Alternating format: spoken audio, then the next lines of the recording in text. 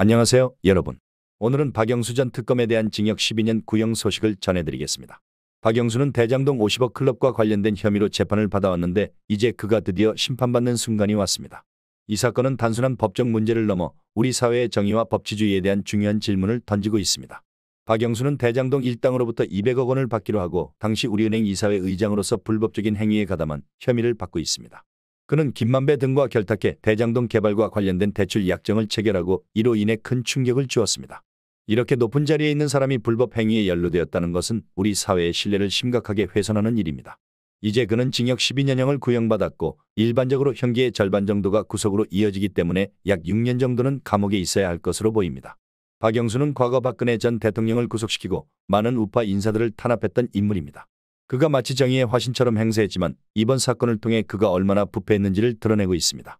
이는 우리 사회에서 정의가 어떻게 왜곡될 수 있는지를 잘 보여주는 사례입니다.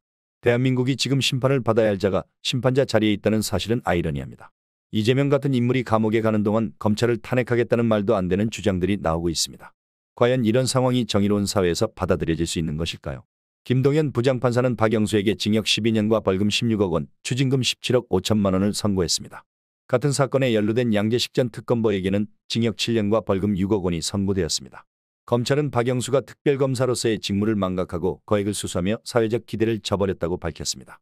이는 단순히 개인의 비리를 넘어서 공적인 신뢰를 어떻게 무너뜨렸는지를 보여줍니다. 박영수는 대장동 컨소시엄 구성을 지원하는 대가로 남욱에게 200억 원 상당의 땅과 건물을 약속받은 혐의로 구속 기소되었습니다. 그는 대장동 개발을 도와주겠다고 하면서 이러한 금품을 요구한 것입니다. 또한 같은 시기에 대한변협 회장 선거 자금 명목으로 남욱에게 현금 3억 원을 받기도 했습니다. 이처럼 공적 직무를 수행해야 할 사람이 개인의 이익을 위해 불법적인 거래를 한 것은 매우 심각한 문제입니다. 박영수는 지난 1월 보석으로 풀려난 뒤 불구속 상태에서 재판을 받아왔고 이번 선고로 인해 법정 구속될 가능성이 높습니다. 그러나 재판을 맡고 있는 김동연 판사에 대한 의혹도 제기되고 있습니다. 그가 박영수에게 로비를 받지 않았을까 하는 의구심이 드는 상황입니다. 이러한 의혹은 국민들의 법에 대한 신뢰를 더욱 흔들리게 만들고 있습니다. 박영수는 우리은행 여신 의향서를 발급한 대가로 김만배로부터 5억 원을 받고 50억 원을 약속받은 혐의도 있습니다. 결국 그는 대장동 개발과 관련해 불법적인 거래를 통해 막대한 금액을 수수한 것으로 드러났습니다. 이러한 과정에서 박영수는 국정농단 특검을 맡으면서 자신의 딸을 김만배 회사에 취업시켜 11억 원을 받는 등의 혐의도 받고 있습니다. 이 모든 사실은 그가 어떻게 법을 이용해 자신의 이익을 챙겼는지를 잘 보여줍니다. 박영수는 과거 박근혜 전 대통령의 국정농단을 수사하면서도 자신은 불법적인 거래에 연루되어 있었던 것입니다. 이러한 아이러니한 상황은 대한민국의 법치주의에 대한 신뢰를 크게 흔들고 있습니다. 우리가 믿고 따르는 법이 과연 공정하게 적용되고 있는지 다시 한번 되새겨봐야 할 때입니다. 박영수와 양재식 모두 수사와 재판 과정에서 범행을 부인하며 반성하지 않고 있습니다. 검찰은 이들이 사회적 기대를 저버리고 금융시장의 질서를 해쳤다고 강하게 비판하고 있습니다.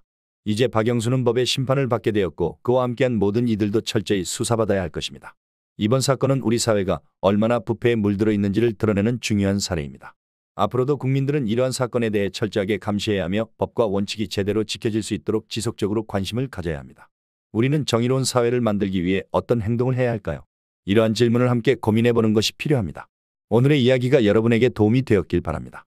이 사건의 진행 상황을 계속 지켜보며 여러분의 의견도 댓글로 남겨주세요.